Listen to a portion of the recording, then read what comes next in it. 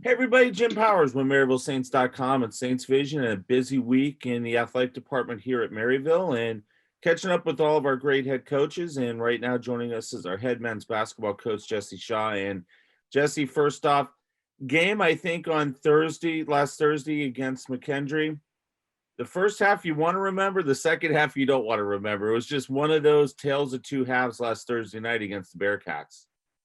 Yes, it happened to us 2 games in a row, and we're trying to figure out why that's happening, and if there's a different way that we could prepare the guys. We've tried with us having Saturday was a bye 1 week, and then it was canceled 2 weeks in a row now. So we've had 3 games in 26 days after we had 5 games in 10 days, and we're trying to figure out if there's a different way that we could prepare. We've tried 3 different week-long practice schedules now. So hopefully we got it right this week. But 2 games in a row at the 32-minute mark with 8 minutes left, we kind of just fell off. And they run a motion offense, McKendree does, and there's a lot of movement, a lot of screening, and you could just kind of see noticeably, I don't know if it was a mental or a physical thing or substitution patterns or what it was, but about the 8-minute mark with each game, 8 minutes left against Lindenwood and McKendree, we just kind of wore out. And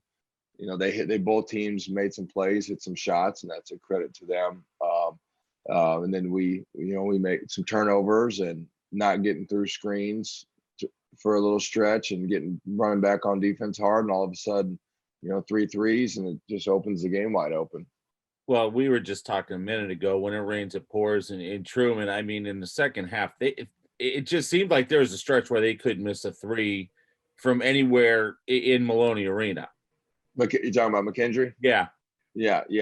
And that's what that's what good teams do. That's why you gotta get have some of those barrages yourself.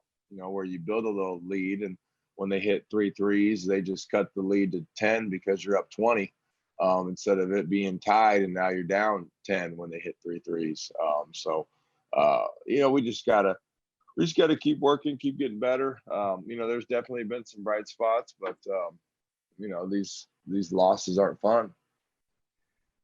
Jalen Hood has really been a spark plug for us. Yeah, I mean, early in the year, we were talking about him earlier this year, trying to find some minutes for him to, get in there and get acclimated. And ever since then, it just really seems like he's come in and he's added that little punch off the bench, and even in the starting lineup for you guys a couple times.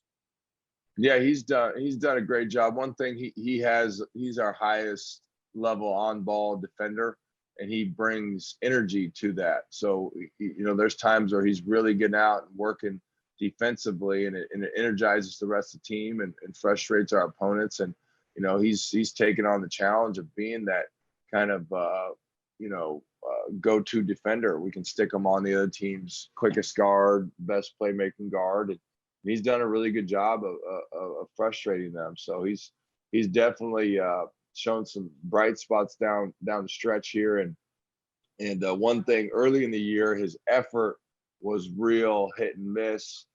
You could see those glimpses of the high level defensive intensity that he brings, but then he'd take a break. And as the years gone on, those breaks have gotten smaller, and those stretches of defensive intensity have greatened. And I think that he's really, really helped us in the last month here with his defensive intensity. And then offensively, he does a great job of getting in the paint.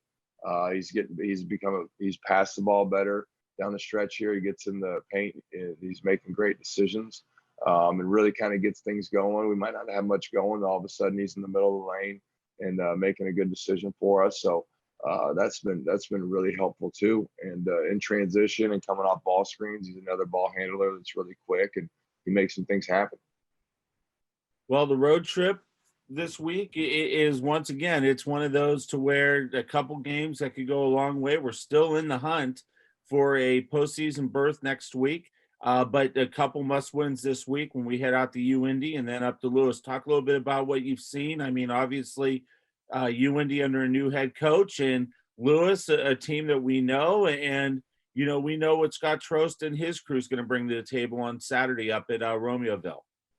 Yeah, well, starting with UIndy, we got our hands full there. They had a really as you look back and reflect on the season, they had a really tough schedule to start the year. And they had they didn't start well, but when you go back and look at the stores and the teams they were playing and where they were playing them at, they actually weren't playing that bad. They just had a really bad schedule. And when it flipped, and they've been playing better and their schedules flipped to a little bit easier down the stretch here, they've totally turned it around. I think they were something like 0-8, and now they're 9 or 10 of their last 11 or 12 games. So they're definitely playing really well. They're playing really hard. They have some talent. They got a few guys left over from a team that was number one in the region last year.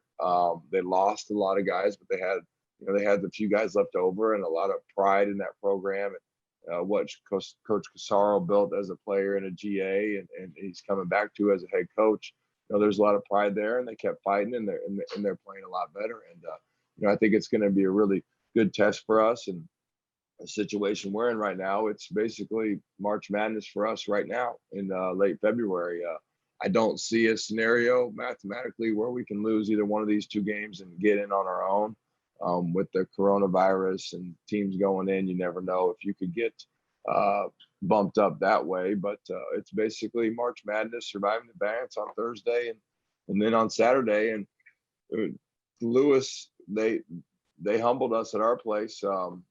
They have really talented forwards who can make really tough plays, and there's not a lot you can do about it. And their guards got out, really pressured us here, and we did not handle that pressure that well. They kind of wore us down, and then we did their ball screen coverage wise. Their forwards were able to get kind of loose on us and make plays and stretch it out, and we weren't able to recover in the first meeting. So I think we just got to do a better job of locking those guys down and handling their pressure and getting them off the glass. They're a big team that plays a lot of 6'6", 6'8" guys.